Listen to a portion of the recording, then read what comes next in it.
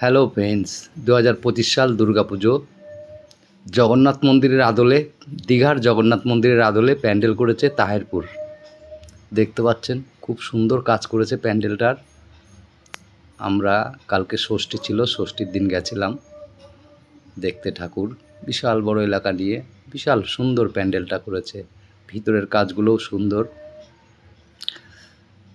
বাতকুল্লা থেকে এখন তাহেরপুরে বেশি সুন্দর সুন্দর পুজো হয়, 10-12টা পুজো হয়, বড় বড় পুজো সব, প্রচুর ঠাকুর। আর প্রত্যেকটাতে ভিআইপি লাইন আছে, 20 টাকা করে টিকিট। তাড়াতাড়ি ঠাকুর দেখা হয়ে যায় 20 টাকা করে টিকিট কাটলে।